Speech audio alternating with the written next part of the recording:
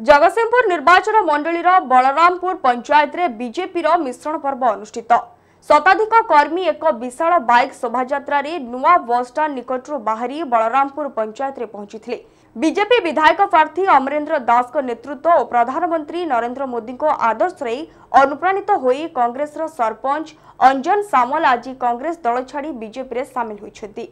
तांका सहित प्राय 500 रु ऊर्ध्व कांग्रेस कर्मी माने मध्य बीजेपी रे आनुष्ठानिक भावे जोग देइथिबा बेले आगामी दिन रे किभली भारतीय जनता पार्टी जगतसिंहपुर निर्वाचन मंडली रे विजय लाभ करिबा से नै उद्यम जारी रहिबो बोली विधायक प्रार्थी अमरेंद्र दास और सरपंच अंजन सामल कहिसंती।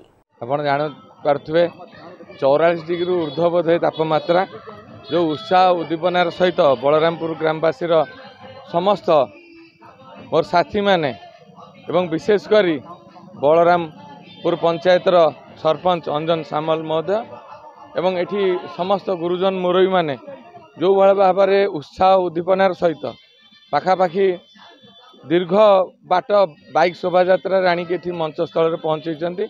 आपड़ जापे कौ भली भाव में परिवर्तन आसी सारा तेणु जगतसिंहपुर निर्वाचन मंडली भारतीय जनता पार्टी बहु व्यवधान में विजय होगा जाऊँगी। सरपंच सहित 400 रु ऊर्ध्व कार्यकर्ता कांग्रेस दल परित्याग करके आसी भारतीय जनता पार्टी रे आमर सर्वोच्च नेता श्रीयुक्त दामोदर भाई मोदी नेतृत्व रे नीति आदर्श रे एवं तांकर जो दिग्दर्शन अच्छी भारत को गरीब मुक्त करवा, भारत को सर्वश्रेष्ठ देश करवा सारा विश्व रे यही एवं जो राष्ट्रीय चिंताधारा रे समस्ते एक मन प्राण नहीं करी जीवा, कोठी धनी दरिद्र भेदभाव रहिबो नहीं, समस्ते तांकर अधिकार पाइबे एवं दुख एवं विडंबनार विषय आज दरिद्र दरिद्र होइकी जाउचंदी, धनी धनी होइकी जाउचंदी, विशेषकर ये ओडिशा रे। तेणु समान अधिकार दवा पाई स्वतंत्र भाव में दृष्टि देइचंदी हमर यशस्वी प्रधानमंत्री श्री नरेंद्र मोदी जी भाई महोदय, जे कि ओडिशा रे भारतीय जनता पार्टी साधारण लोक मानकर द्वारा शासन हब, को बड़ाटिया लोक आसबे ना कि का ऊपर निर्भर करी ओडिशा चलो ना। ओडिशा माटीर पुओ ओडिशा ओडिया जातिर गर्व गौरव को लेकिन तार शासन व्यवस्था भितर सेवा को माध्यम करी परिचालना करेंगे। देखो आज्ञा जो मो कांग्रेस जनता पार्टी थी आमर जो मुख्य विधायक पूर्वतन विधायक चिरंजीवी विश्वाल आमको छाड़ी चलीगले से मु निष्पत्ति नेले कि आमर बलरामपुर पंचायतर समस्त ग्रामवासी माने एक भल नेता एवं युवनेता चाहूँगी।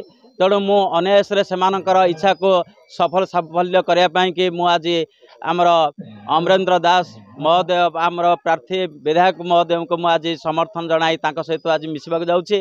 तेणु यह एक आमर पंचायत सौभाग्यर विषय एक सुदिन आसी बोली मु आज भावुची।